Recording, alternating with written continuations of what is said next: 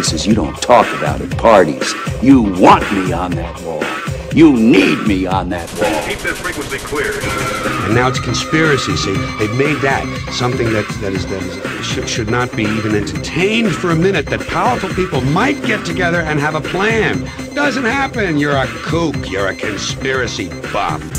You're watching The Truth is Viral, the only news program on the internet trusted to deliver the truth since 2008. And now, here's your host, Mr. Bobby Powell. Welcome back to The Truth is Viral right here on the Liberty One Network. It's Wednesday, October 3rd, 2018. And folks, we've got a full show tonight. You're not going to believe this. We're just going to get right to it. Stunning revelations have come out of the FBI investigation that the Democrats insisted on having. And it just blows the accusers of Supreme Court nominee Brett Kavanaugh right out of the water. It really does. And it's also going to open them up to criminal liability. Yeah, they've had a really good time with this. Let's start with this first woman, this Julie Swetnik, the one that claimed that Brett Kavanaugh was running gangs where, or running parties where they would drug women and then gang rape them. This woman just defies credibility. And turns out that she's suffering from from one of the symptoms of Trump derangement syndrome, which is projection. We've talked about projection on the Truth is Viral before. That's where people take their own sins and cast them on somebody else, right? Well, turns out that Julie Swetnik enjoys sex with multiple men at once. Her boyfriend, Dennis Ketterer, a former Democratic candidate for Congress and weatherman for WJLA Channel 7 in Washington, D.C., sent a letter to the Senate Judiciary Committee about Julie Swetnik. The letter, which was submitted as a statement to the committee under penalty of perjury, and Ketterer says that Swetnik told him in the 1990s that she enjoyed sex with multiple men at the same time. Ketterer, who doesn't drink alcohol, says that he met Swetnik at a bar in Wisconsin Circle. He was there to buy a soda after a goodbye party for a co-worker in 1993 and was having marital issues at the time. Swetnik approached him, they developed a conversation, and ultimately a relationship. During the conversation about our sexual preferences, the letter reads, things got derailed when Julie told me that she liked to have sex with more than one guy at a time. In fact, sometimes with several at one time. She wanted to know if that would be okay in our relationship. I asked her if this was just a fantasy of hers.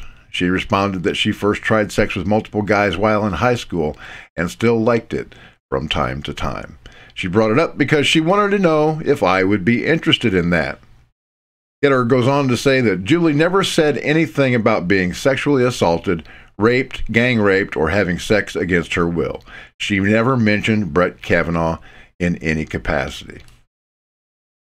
Ketterer said that he's coming forward now due to the accusations against Judge Brett Kavanaugh, which, based on his experience with Swetnik, he believes are false.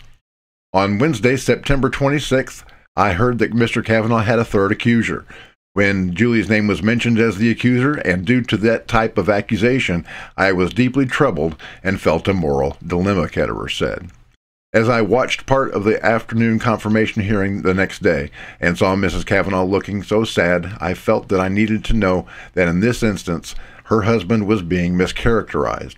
Based on my direct experience with Julie, I do not believe her allegations against Mr. Kavanaugh. Ketterer revealed that he was also a victim of sexual abuse as a child. I know what it's like to be sexually assaulted and not believed. I was 9 years old when it happened, at the hands of my grandfather's best friend. I also know what it's like to be accused of something significant that I did not do and not be believed. Okay, so these folks are bad. Not all of them, obviously, as Mr. Ketterer's letter shows. At least he's being honest.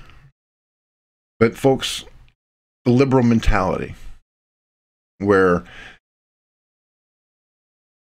if a woman sees a penis in public, well, it's sexual assault. But if a little girl sees a penis in her bathroom, well, that's tolerance. You can't say anything bad about that. But, you know, this kind of disgusting depravity goes back a long way. Remember Bernie Sanders and his paper in 1972 where he said that women fantasized about being raped by 3 men? Yeah, it's true. And just to prove it, and the irony is delicious here, we're going to go to Snopes right now. Normally, I don't believe anything that Snopes has to say. But just look at this headline. Okay, they're addressing the allegation. Did Bernie Sanders actually write in 1972 that women like to be gang raped by multiple men? And their verdict is true. In an article that appeared in the Vermont Freeman, Bernie Sanders published an essay where he said that a man goes home and masturbates, his typical fantasy. A woman on her knees, a woman tied up, a woman abused. A man enjoys intercourse with her man, as she fantasized being raped by 3 men simultaneously. These people are sick, folks. From the top to the bottom, they're sick. Normal people don't fantasize about that. And I think it's time that we just forgot Julie Swetnik, except for maybe referring her for possible criminal charges for lying under oath. But what's even more disturbing, came out today, is that Dr. Christine Blasey Ford appears to have lied to Congress. But first, a short word from our sponsor, Avenatti for President 2020. Have you slipped and fallen, or accidentally been gang raped, or even sexually assaulted? Even if you didn't really, you may be entitled to free publicity. At Avenatti and Avenatti, we troll for troubled women and exploit them for every ounce of earned media that we can manage. Remember that porn star you didn't really sleep with? Well, what are you waiting for? At Avenatti and Avenatti, we don't get publicity until you get publicity. Haven't suffered any high crimes or sex demeanors? No problem. Our team of publicity professionals will help trigger your memory until we find something suitably salacious for the major media to eat right up. We get you the publicity we deserve, because at Avenatti and Avenatti, we put the Avenatti back into Avenatti. Call 1-900-PORN-LAW to speak to an attorney now. That's 1-900-PORN-LAW. Calls are just $3,000 a minute. I hope you guys realize that was satire. Creepy porn lawyer doesn't have enough money to advertise on The Truth is Viral. I can't believe that guy's actually thinking about running for president. Can you imagine all the dirt that they could dig up on him?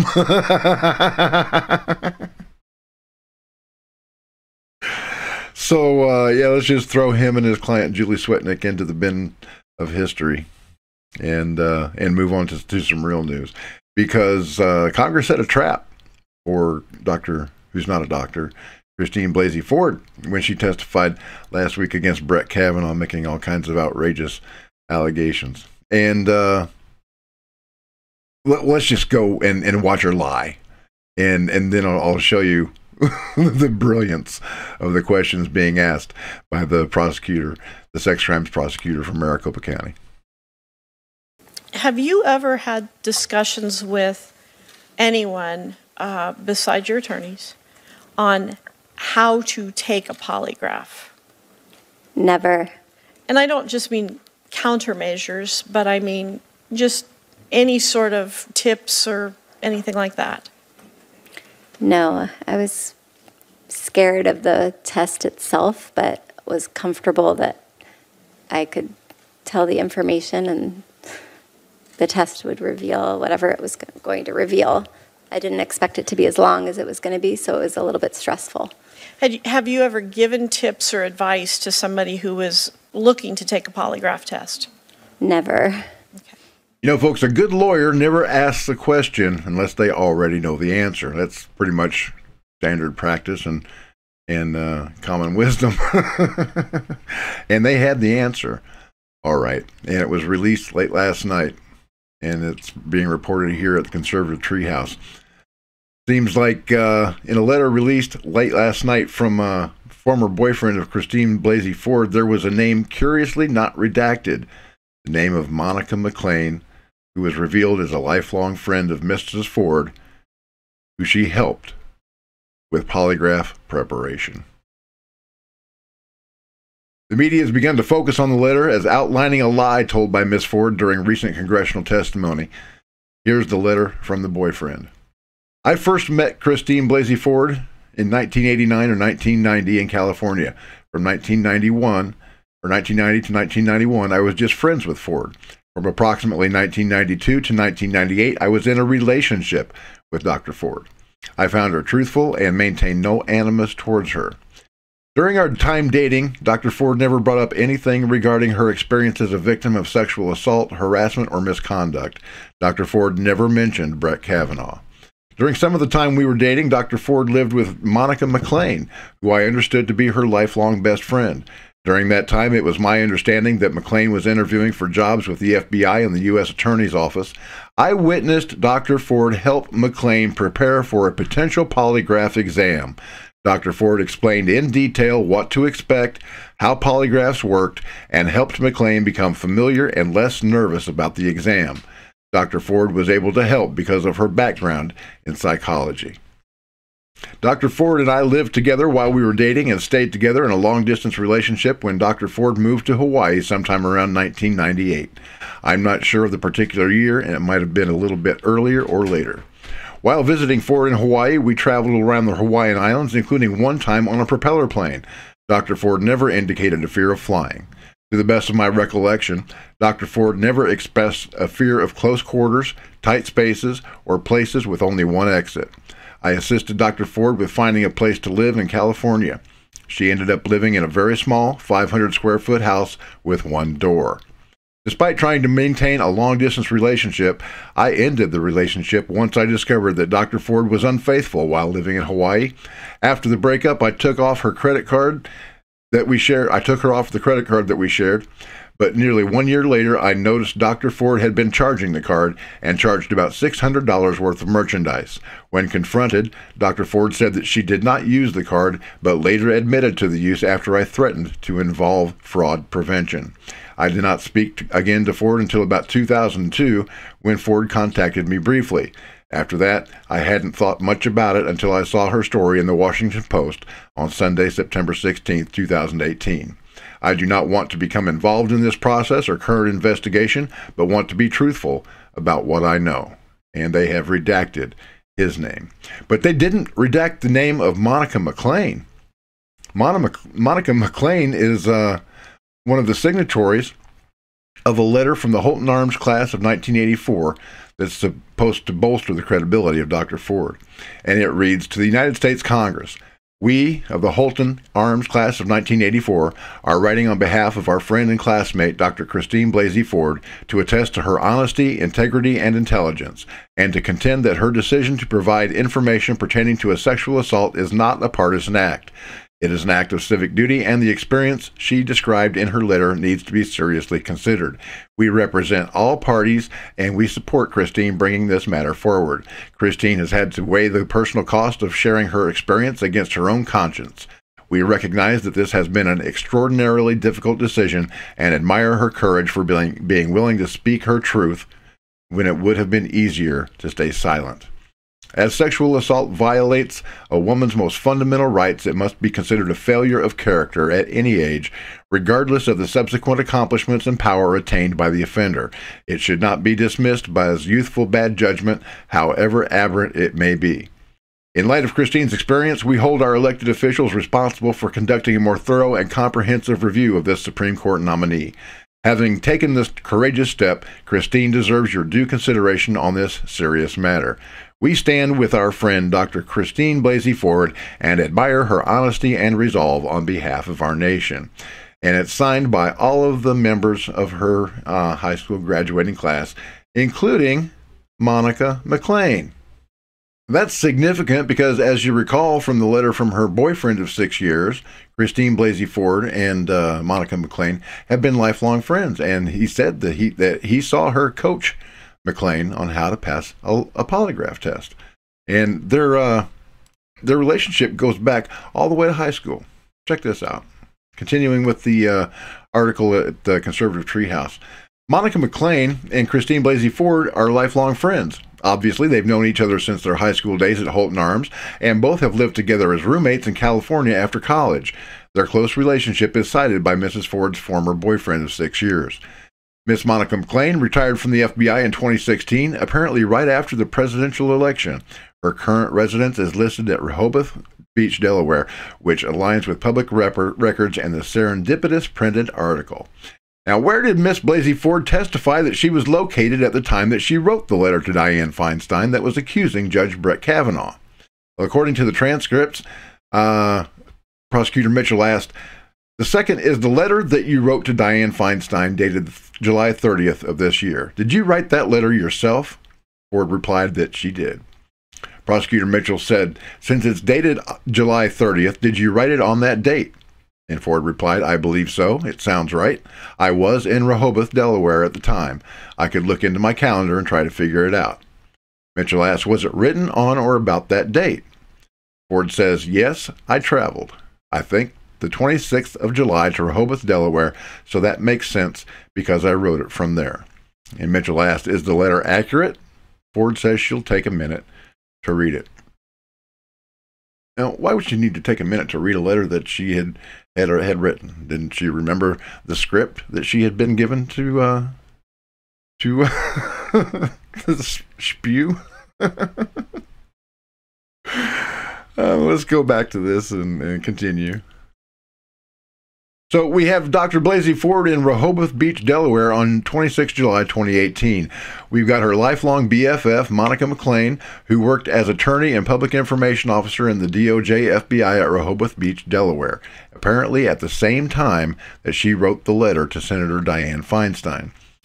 Miss Blasey Ford and Miss McClean, the BFF that she coached on lie detector testing, together for the first 4 days leading up to the actual writing of the letter. They were together from July 26th to July 30th.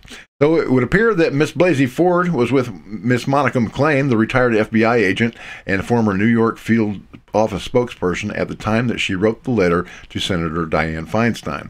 That would certainly begin to explain quite a bit about who exactly was handling Miss Ford and how there would be an intentional effort from a subject matter expert on how to best position the attack against Brett Kavanaugh. Who better to help scrub the internet history and know what processes and people to enlist in such preparatory work than a retired lawyer who worked deeply inside the FBI? Not only did Miss McClean possess a particular set of skills to assist Miss Ford, but Miss McClean would also have a network of DOJ and FBI resources to assist in the endeavor. A former friendly FBI agent to do the polygraph, and a network of politically motivated allies. So does the appearance of FBI insider and former deputy FBI director to Andrew McCabe, Michael Bromwich, begin to make more sense? You know, Bromwich was the guy with the beard that was seated next to Christine Blasey Ford during her congressional testimony. Do the loud and overwhelming requests by political allies for FBI intervention take on a different meaning, or do they make more sense now? Standing back and taking a look at the big picture, could it be that Miss McClean and her team of ideological compatriots within the DOJ and FBI who have massive axes to grind against the current Trump administration are behind this current endeavor? Considering all of the embattled, angry institutional officials, both former and current, and considering the recently fired DOJ and FBI officials, and considering the officials currently under investigation, and considering the declassification requests which will likely lead to the exposure of even more corruption, could it be that these elements wanted to do something, anything, to get back at the executive branch and possibly change the tide? If so, and I think the likelihood is good, the writer opines, doesn't everything known just easily reconcile if you think of Miss Blasey Ford as a tool for these ideologues? If Miss Monica McClean and her allies wanted to strike, she couldn't be the visible face of the confrontation because she was retired FBI. It would be too obvious. She would need a patsy, a friend who could deploy the hit on her behalf. It would take somebody that she could shape and easily manage and guide, someone who could be trusted and at the same time be trusting of them. It is quite likely that Miss McClean selected and recruited her lifelong friend, Miss Blasey Ford, to do just that. Folks, Monica McClean is as deep state as they get. They're getting desperate. Anything to stall the nomination of Judge Brett Kavanaugh in advance of the midterms. And they're getting sloppy, they're making mistakes, and they're getting caught. And it's glorious. You know, the Bible says that every hidden thing will be exposed. And in Revelation 21:8, it says, all liars will go to hell. And while that is a sad thing to think about, I still am glad that all these lies are being exposed, that the deep state swamp is being drained every single day by President Trump. It's great. Oh, there's one other photograph that I'd like you to see that was published by Conservative Treehouse. Check this out. Miss McClean with creepy porn lawyer Michael Avenatti. I don't think that there can be any doubt now that this whole thing was just a massive setup by the deep state and the satanic forces that are behind it. Folks, these people are evil. There is nothing that they won't say, nothing that they won't do, no lie that they won't tell, no depth to which they will not stoop in order to derail President Trump's history of winning. He's actually making this country great again. And I'm sure that we'll be hearing more about Miss Monica McClean in the days ahead because, oh yeah, she's going to get subpoenaed to testify. You watch and see. And I can't wait till all these deep state traitors are locked up. Every single one of them. All these liars locked up. Lock them up. Lock them all up. This is sedition and treason. And it needs to be treated accordingly. But apart from the implications of how this is affecting the nomination of Judge Brett Kavanaugh to the Supreme Court of the United States, there's the larger consideration of ethics and lying, you know, like I said, and how false rape accusations ruin lives. Just take a look at this case of these 4 dentists out in California who were accused of raping a woman at the Wynn Hotel in Las Vegas. These 4 dentists, including 3 brothers who had faced rape charges for the alleged assault of a woman at the Wynn Las Vegas, had all charges dismissed in court Monday. Charged were Ali Badkubde and his brothers Pariah Edelat, Saman Edelat, and Sina Edelat. The charges included sex assault, conspiracy to commit sex assault, and first-degree kidnapping for the late July incident. Prosecutors dropped all charges during a very brief hearing Monday before Las Vegas Justice Court Judge Eric Goodman. After a review of the facts of the case, it was clear that the allegations were completely fabricated, according to lawyer Robert Draskovich, who represented Badkubde. And the video evidence confirms the men's innocence, and the state has cleared them of all charges. So yeah, false rape accusations can ruin lives. I'm sure those guys went through hell. Just getting arrested is not a pleasant experience, and having their lives disrupted. And we've gone over other false allegations in the past, like the Duke Lacrosse case and others. The Marine Corps officer who recently won $8 million from his accuser for the false allegations that had ruined his career, and the women that have gone to prison for making these false accusations, and they should go to prison too. And this is something that's very personal to me. I'm going to tell you a story that I told when we were watching the hearing live last week, but it might have gotten lost somewhere in the 9 hours of coverage that we had here on the Liberty One Network. My own son was accused of rape by a girlfriend. We didn't know anything about it. All of a sudden, one night, a sheriff comes to knocking on the door, and he wanted to talk to my son, and he, before I would allow that, I said, well, what's being alleged? And the sheriff told me that his former girlfriend, who we thought was still his girlfriend at the time, had filed a report stating that my son had choked and raped her. Well, I knew immediately that that wasn't true, because whenever that girl was in the house, she was no more than 5 feet away from me. Due to the proximity of my room and my son's room. Had something like that occurred, I would have heard it. So I just told Adam, don't say a word. We're getting a lawyer. And the sheriff went away. And we received a phone call later in the week that the prosecuting attorney was declining to press charges due to a lack of evidence.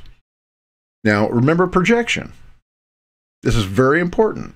It happens all the time. A couple of months later, the young lady that had accused my son was herself arrested for sexual assault of a minor. Seems that she got a little boy, a little boy, 14 years old, drunk, and had sex with him, and left him naked in the road to be found by somebody else. And she was eventually convicted of that crime.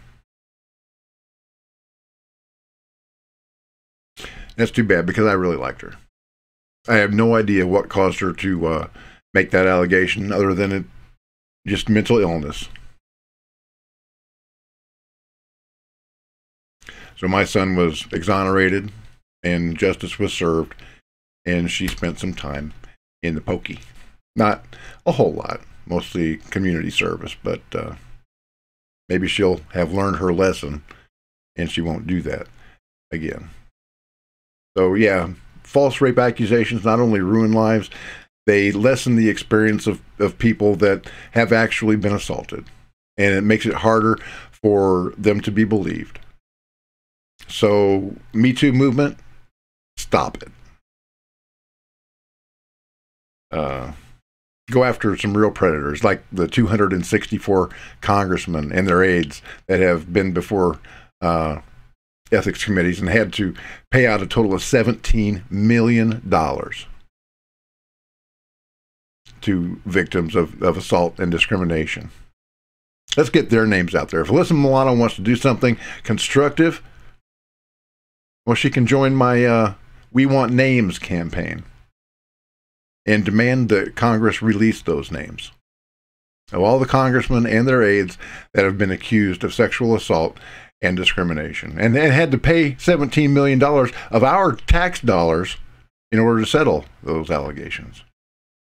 When we come back, we're going to turn to Whoopie Goldberg, who said that President Trump's 7-year-old grandson was probably going to grow up to be a sexual predator. I'm Pete Santilli, and you're watching The Truth is Viral. Do not click away. We'll be back with more in just a moment.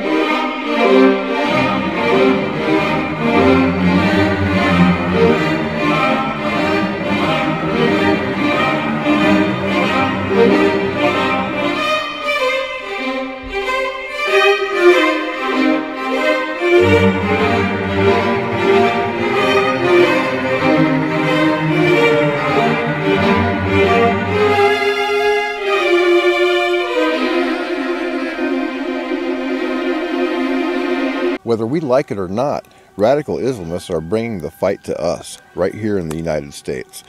As Americans, we have the right and the duty to protect our friends and our family from Islamic terrorism.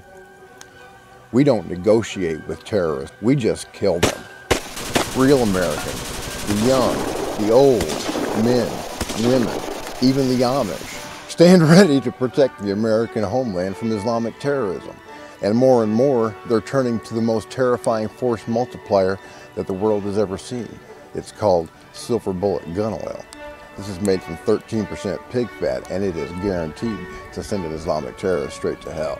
In 1902, Black Jack Pershing, famous U.S. Army general, realized the effectiveness of this psychological weapon on Islamic terrorism. He rounded up 50 Islamic terrorists, and he tied 49 of them to stakes. And as they stood there awaiting their death, he brought in a few pigs and put them, slaughtered them in a pit in front of these hostages. Boy, they were terrified, and then they got shot, every single one of them. They were buried in the pit and covered with the pig's entrails.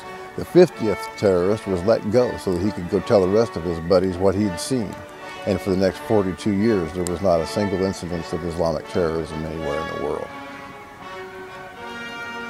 That is how effective this weapon is. Since 2004, silver bullet gun oil has been used by members of the United States Marine Infantry, Marine Recon, U.S. Marine Scout Snipers, Navy SEALs, regular Army, Army Rangers, Green Berets, Reserve, and National Guard units deployed or being deployed to the Middle East theater of operations. Silver bullet gun oil is used by M1 Abrams tank platoons. Apache and Cobra gunships use silver bullet in their miniguns. Many of Allah's holy warriors have been greatly disappointed upon realizing that they did not pass go and they did not collect 72 virgins. A number of air marshals use silver bullet gun oil in their in-flight weaponry. It's been distributed to members of police tactical teams throughout the United States from coast to coast, including members of my local law enforcement community. Oh yeah, buddy, I count on them to protect me from these Islamic terrorists. I can't keep my head on a swivel 24 hours a day. So yeah, they're the first ones that I gave a bottle of silver bullet gun oil to. The psychological impact of silver bullet gun oil might very well prevent many attacks on American citizens in the U.S. Islamic terrorists don't care about dying, folks. In fact, they welcome the idea. So we have to take that incentive away from them by guaranteeing them an afterlife in hell. Yes, folks, silver bullet gun oil is actually a very good product. I use it myself. And what amazed me is that last year, we have a hunting camp every year. And a bunch of us get together and go out there and shoot guns, blow stuff up. We have a real good time. Of course, we use tannerite. Yeah, it's legal. It works. Okay. But when everybody else's gun was jamming because it was -2 degrees below zero, my silver bullet gun oil worked fine. To order your bottle of silver bullet gun oil, send a check or money order for $24.95 to Post Office Box 91, Alpena, Michigan 49707. Or you can use a credit card at www.paypalme/thetruthisviral. Yeah, you can find out how to support The Truth is Viral in the video description below. I do not receive a paycheck for this, folks. Don't have a sponsor. I do this solely to bring you the truth, but it does cost money. And I could use your help to help defray expenses like the lights and all this gear that I've got that I use to bring you The Truth is Viral every Monday, Wednesday, and Friday night at 7 o'clock here on the Liberty One Network. It costs money. I literally need help to keep the lights on. So please go to the paypal.me/thetruithisviral link in the video description below and hit me up with whatever won't put you out. Okay, but I'd like to remind you that if you are on a fixed income, if you're on Social Security or disability or something like that, I do not want your money. Trust me, I know what it's like to live on a fixed income. What I would like to ask you folks to do is just like, comment, and share these videos so that we can get the truth out there to those folks that really need to see it. Okay, so let's go to Whoopi Goldberg. This woman is a real gem. Or not. She's actually sick. She implied on yesterday's episode of The View that Donald Trump Jr.'s son must have abusive tendencies. Johnny Jr. gave an interview about who he thinks will be impacted the most by this. Take a look. Right? I got boys and I got girls. And when I see what's going on right now, it's scary for all things. I mean, I wouldn't want Who are you scared most for, your sons or your daughters? I mean, right now, I'd say my son. The other problem is that for the people who are real victims of these things, when it is so obviously political in cases like this, it really diminishes the real claims. What? Everybody says that Christine de Blasio was so believable, so Very incredible. Except him. Even his father. His own father said it. Yeah. Which was amazing. Well, I mean, it's like, why would her... Well, let's think about it this way. Is he concerned about this happening to his sister? Someone doing something like this to his sister? Or his brother. Or he's worried about. You know, or he's worried about his children. His kids are little, I think, 9 and 5. Yeah. So, I mean, you only worry about this for your child if you think your child has these tendencies. If your child is not someone who's assaulting people, it shouldn't be a concern for you. Not necessarily, though, right? Isn't that the point in a not tactful way he was trying to make? And what I think a lot of people are concerned about today is you could be accused when you've been raised the right way, when you did nothing in that situation. We have countless examples where that has happened. Really? Like who?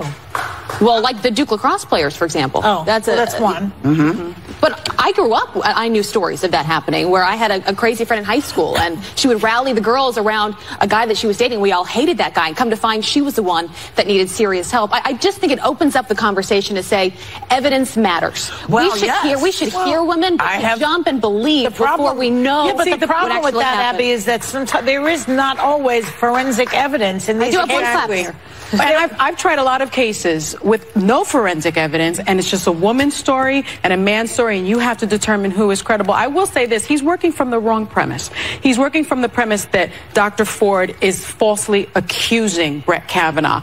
And when you look at the stats, and I think it's really important for people to educate themselves, as you know, again, rape is the least reported crime in the country, and on top of that, less than 2%, it's about 2% of those allegations are false. So when you look at it statistically, it's very rare for a false accusation to have been made, except when it's a black boy, because generally black men, although 13% of the population in prison that are innocent is about 43% of black boys. Dr. Ford didn't accuse him of rape, though. No, it's attempt rape. Yes, it's attempt rape. That's what she's accusing him of. That's what she's saying. And to this point, we still don't have hard evidence on either side. And you're not going to have it. You're not going to have hard evidence. This is a conversation we have been having for months, and talking about the fact that being open to the fact that you need to do the investigative work. That's why I say women need to come forward. You need to designate 3 people you can go to. If anything ever happens, have 3 people you can tell. Right. You have to have something where you can bring somebody along with you and say, I told her, and this is my corroborating witness. This did not come out of the blue. We are finding that everybody says, well, you know, this happened so long ago, we didn't do a rape kit, we didn't do this. But to me, when he's saying he's worried, you know, I worry about a lot of things. I worry about crazy people saying crazy things. Well, you should be worried about crazy people saying crazy things. I'm worried about that too, because they say it all the time. You know, Whoopie, this is a nation of laws.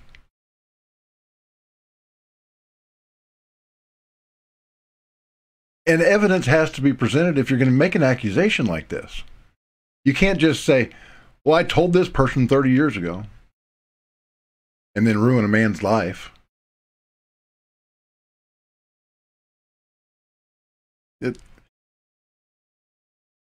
Laws rule us, not emotions. At least that's not the way it's supposed to be. If they want to whip up emotions, they're doing it. I've been watching the internet.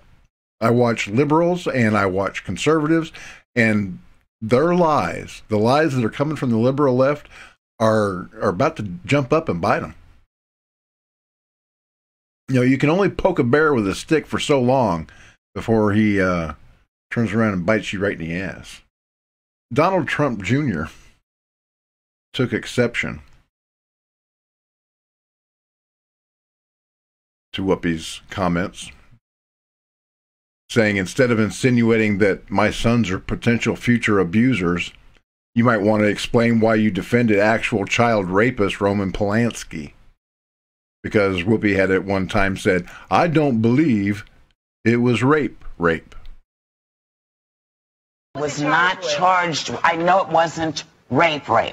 There is a statutory child molest, maybe. I'm not sure. It was something. It was something else, but I don't believe it was rape. And when we get all the information, somebody will tell me in my ear. All I'm trying to get you to understand is when we're talking about what someone did and what they were charged with, we have to say what it actually was, not what we think it was. What he said he did. He gave her Quaaludes. He gave her champagne. She was drugged. She was 13 years old. He answered, here's a transcript. But that's what I'm saying. You're 13 years old. She was still a child. Initially he was charged with rape. Go ahead. And then he pled guilty to having sex with a minor. Okay? And he went to jail. And when they let him out, 45 days. And when they let him out, he said, you know what? This guy's going to give me 100 years in jail. I'm not staying. And that's why he left. So that's why I wanted to be really clear, because I wanted to know exactly what we were talking about. And I'm going, does that make it okay to, you know, instead of staying and fighting, to say, you know, he's going to give me 100 years. I'm out of here. I don't know if it's okay. But what we were talking about was what he did. And that's what I wanted to clear up. That's all I wanted to clear up. Because I don't like it when we're passionate about something and we don't have all the facts. Okay, so he was charged with statutory rape. For those that don't remember, Roman Polanski was convicted of rape and sodomy of a 13-year-old child. But he gets awards 30 years after the fact. At the Academy Awards, they stand up and they cheer for him. And the Oscar goes to Roman Polanski for The Pianist.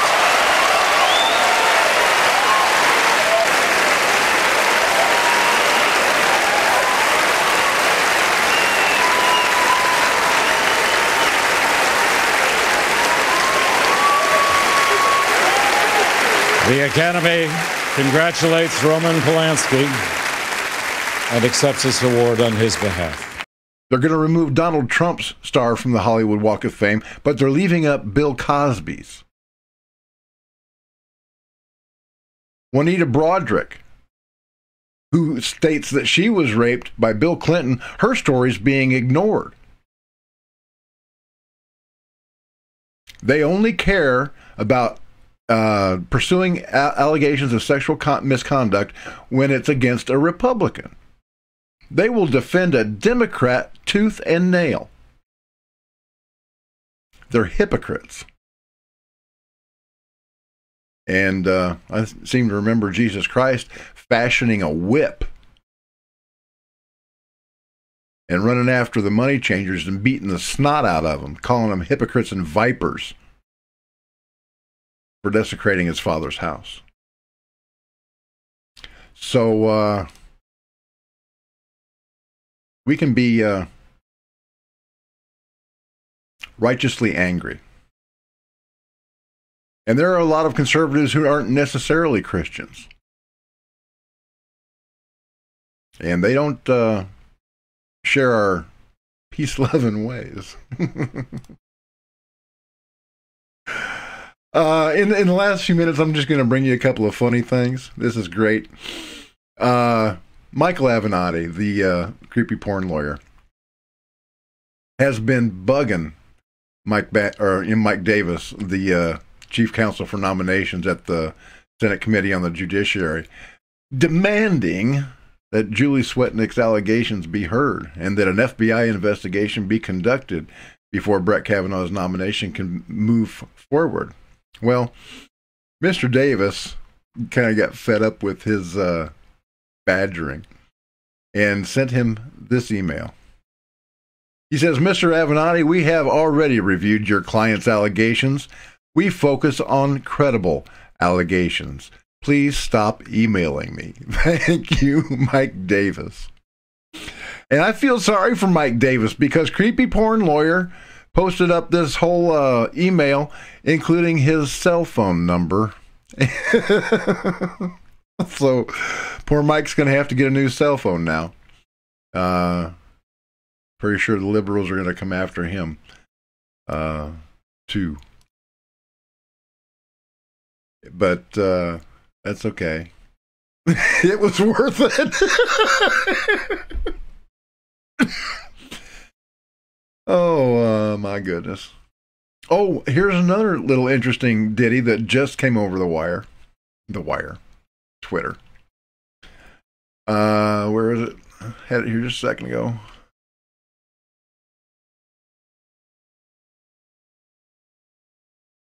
Oh, yeah, here we go.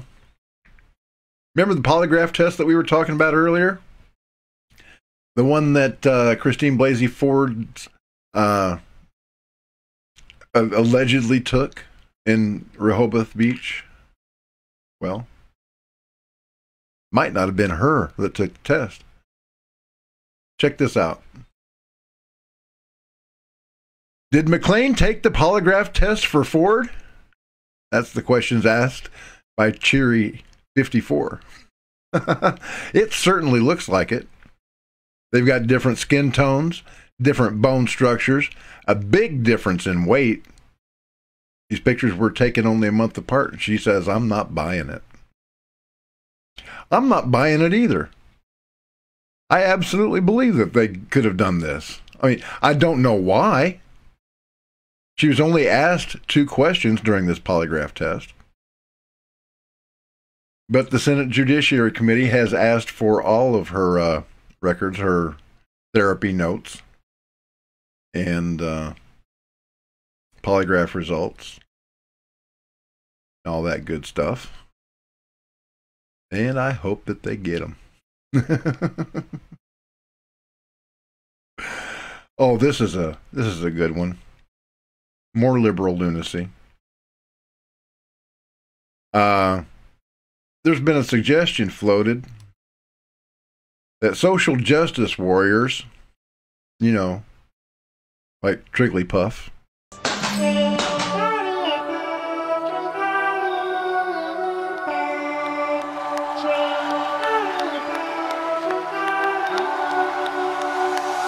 get triggered.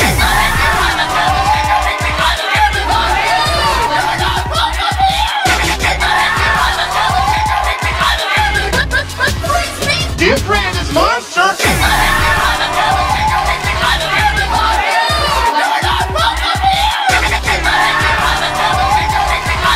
he gonna check his privilege? That's not going to happen. Listen. Listen. Nobody here wants to hear your opinion. Here's what's so crazy. You're not fighting for rights. You're fighting for the right to be a pussy and have your opinion that you don't like. Check his privilege! Is he gonna check his privilege? That's not going to happen. It's Trigglypuff.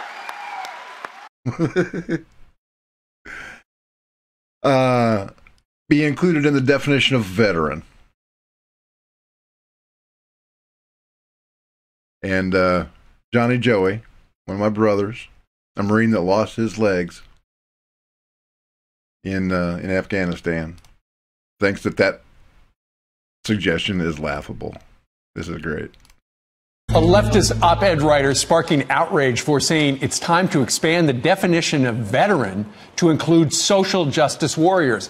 Dr. Warren Bloomfeld arguing, quote, can we as a nation begin now to consider expanding the category of veteran to include the diplomats and the mediators, those working in conflict resolution, and activists dedicated to preventing wars and to bringing existing wars to diplomatic resolution once they have begun? What about the practitioners of nonviolent resistance in the face of tyranny and opposition? Oppression. Here to react, retired U.S. Marine Corps bomb technician Joey Jones, who lost both his legs in a bomb blast in Afghanistan. He joins us today from Atlanta. Joey, what do you think? It's almost laughable, isn't it? Listen, if you need a title, a pat on the back for your hard work that you choose to do, by all means, take it, run with it. I don't need the discount at Starbucks. I don't need the discount at Walmart. But what's important here to understand is that as a country, we choose this term and we choose this reverence for the term for the simple fact that these men and women, these G.I. Joes, G.I. Janes, they're regular people. They didn't go to private school. They didn't get their feelings hurt at the unfairness of things. They chose to serve their country, and they chose to do something that transcends these tit-for-tat politics that we play here in this country sometimes. They put their lives on the line for people that wanted to do us harm, and more importantly, wanted to do them harm.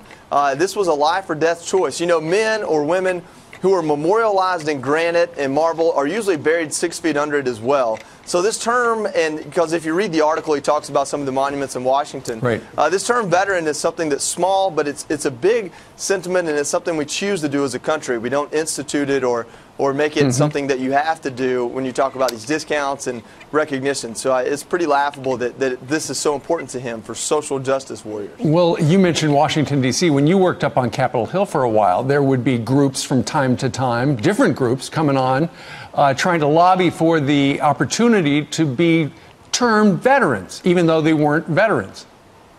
Absolutely. So the term veteran goes far beyond those that serve in the military. In some instances, we have, boat captains and aircraft pilots from World War II who contributed directly to the war. And every year, 60 years, 70 years later, they're still lobbying for that term. So it's something that we hold in reverence, and it's something that comes that's not given lightly. And so you have these people who actually contributed to a cause and put their lives on the line, and even they don't yet rate or haven't yet been given the term veteran or any of the benefits that apply. By all means, someone like Martin Luther King Jr. should be called a hero. I don't care, call him a veteran, put him in Arlington. He deserves to be in a place like that. He changed this country for the better. But to say this term applies to everyone who might get upset and hold up a sign somewhere, that doesn't make any sense at all. And I'm not surprised by it, but I do find it almost funny that that's the angle he wants to take. Yeah, it's funny. It's laughable. It's ridiculous. I'm honest. I'm not a combat veteran. I was in a combat MOS. I was a 0341 mortar gunner, but Ronald Reagan was my president, and the world didn't dare mess with us then. So I never got to see any combat. But those that have are special. They're an elite. And they deserve all the respect that we can generate for them. These social justice warriors, if they want to be called veterans, well, they might be veterans of a second civil war before this is all said and done. And I don't hold out any hope for the Dildo and Bong Brigade to do very well in that battle.